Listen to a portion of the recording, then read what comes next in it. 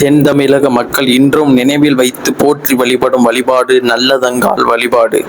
நல்லதங்காள் என்ற நங்கை வறுமையின் குறியீடாக, துயரத்தின் அடையாளமாக இன்றும் எங்கள் பகுதி மக்களால் சுட்டி காட்டப்படுகிறாள். வாழ்ந்து கெட்டு மிகுந்த வறுமை நிலைக்கு ஆளாகிவிட்ட பெண்ணை பார்த்து எங்கள் பகுதியில், அட பாதவத்தி மகளே, நல்லதங்காள் மாதிரி ஆயிட்டையே என்று புலம்புகிறார்கள். நல்லதங்காளின் சோகத்தை நாடறிந்த கதைதான். ஏற்கனவே நல்லதங்காள் கும்மி பாடல் என சிறுநூல் ஒன்று நல்லதங்காளின் வரலாற்றை பாடலாக பதிவு செய்துள்ளது. நல்லதங்காள் கதைப்பாடல் ஒன்றும் வெளிவந்துள்ளது. அதேபோல் அவளின் அண்ணன் நல்ல தம்பியும் ஒரு தெய்வமாக விளங்குகிறான். அவனுடைய வரலாறும் அதே கதைப்பாடலின் சேர்ந்துள்ளது.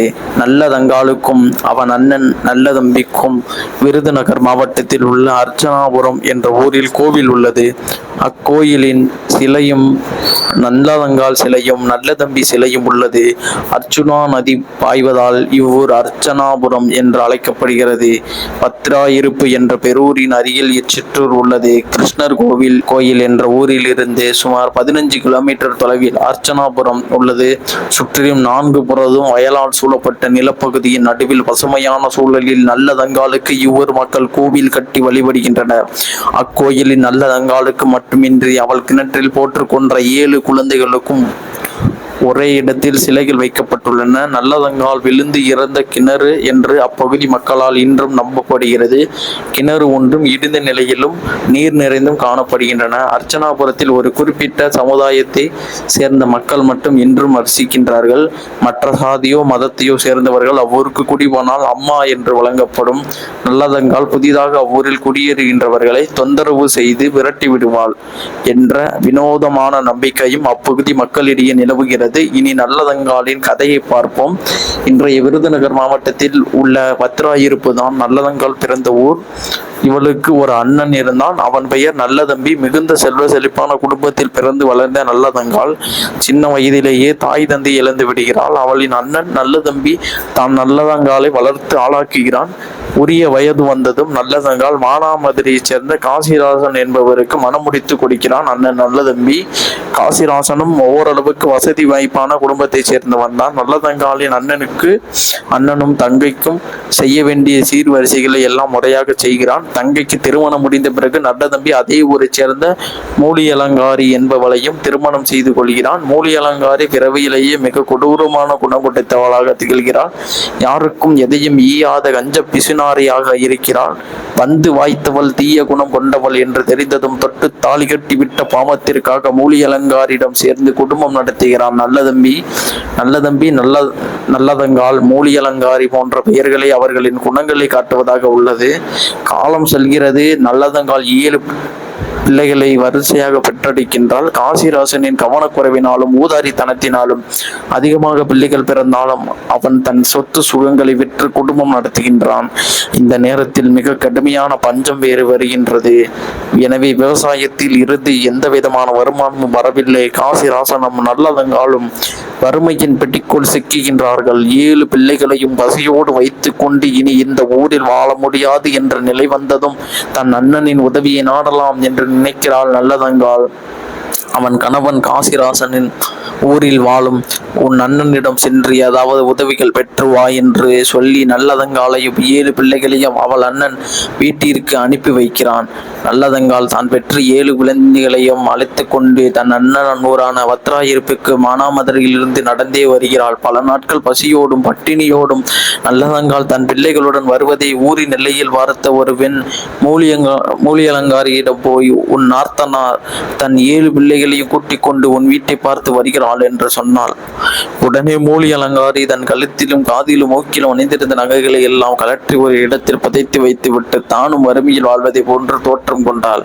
சிலுவையின் அடையாளமாக தெரியும் பொருட்களை எல்லாம் மாற்றி வைத்தாள். நல்லதங்காள் மூலியலங்காரி வீட்டிற்கு சென்றது. வா என்று ஒரு வார்த்தை கூட சொல்லவில்லை. இங்கு ஏன் வந்தாய் என்பதை போன்று மூஞ்சி உம்முன்று வைத்துக் கொண்டு தலையில் ஒரு வெட்டு வெட்டினாள். அன்னிக்காரியிடம் முகத்தை பார்த்ததுமே நான் ஏன் இங்கு வந்தேன் என்று நினைத்தான் நல்லதங்காள். என்றாலும் தான் கொண்ட வறுமையின் காரணமாக அன்னியின் மூலியலங்காரி தன்னை அவமதித்தையும் பொருட்படுத்தாமல், அன்னி, நானும் என் பிள்ளைகளும் சாப்பிட்டு ரொம்ப நாட்களாகிவிட்டது. வயிற்று பசி தாங்க முடியவில்லை. முதலில் என் பிள்ளைகளின் பசிய மொத்தங்கள் என்றால் கெஞ்சுகின்ற குரலில்.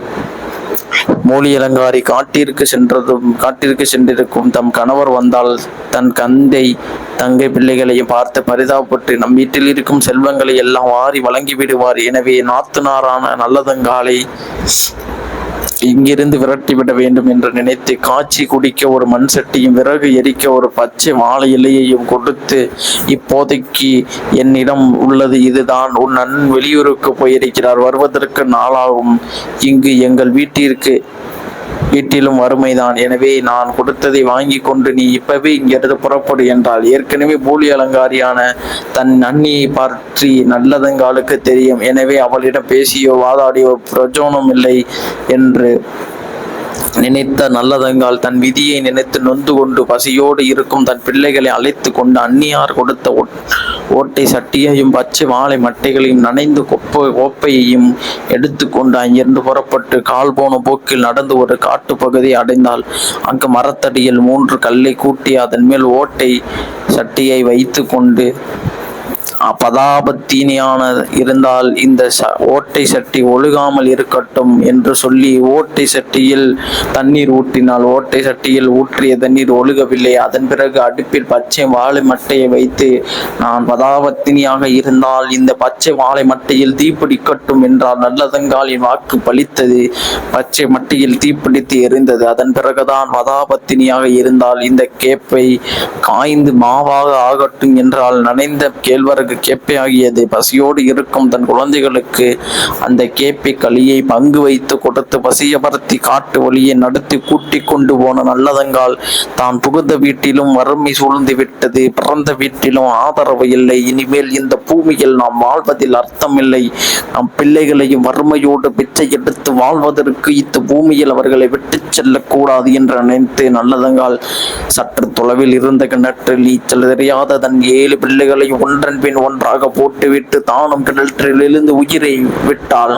கொட்டை பானையில் உலை வைத்து பச்சை வாழை மட்டை எறிய வைத்து தன் தெய்வீக தன்மையை மெய்ப்பித்து விட்டு இறந்து விட்ட நல்லதங்காலும் அவளின் 7 பிள்ளைகளும் இன்று சிறு தெய்வங்களாக வழங்கப்படுகின்றனர்.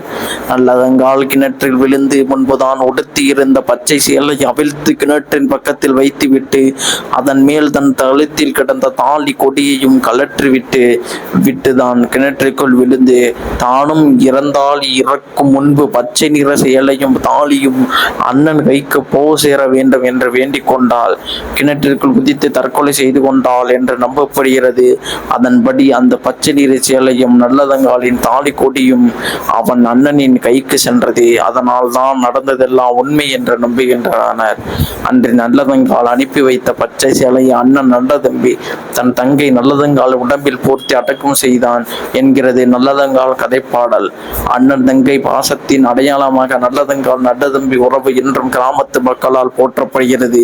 நல்லதங்கால் இறந்த ஆண்டு ஈஸ்வர ஆண்டும் என்றும் 60 ஆண்டுகளுக்கு முன்பு ஈஸ்வர ஆண்டு என்றும் நம்புகிறவர்கள். நல்லதங்காலுக்கும் அவள் அண்ணன் நல்லதம்பிக்கு இடையே உள்ள பச்சை சேலையின் உறவை பின்பற்றிதான் இந்த ஈஸ்வர ஆண்டான 1998 ஆண்டு அண்ணன்மார்கள் தங்கைமார்களுக்கு பச்சை சேலை எடுத்து கொடுக்கிறார்கள் என்பது நம்பப்படுகின்ற ஒரு கதை. இதனை பார்த்து இதில் ஏதேனும் பிழை இருந்தால் கீழே கமெண்ட் பண்ணுங்க. வேற எதுவும் தப்பா சொல்லியிருந்தா அதையும் கீழே கமெண்ட் பண்ணுங்க. பெருமை யூடியூப் சேனல், நான் உங்க சேதுபதி. மற்றும் ஒரு பதிவில் சந்திப்போம். நன்றி, வணக்கம்.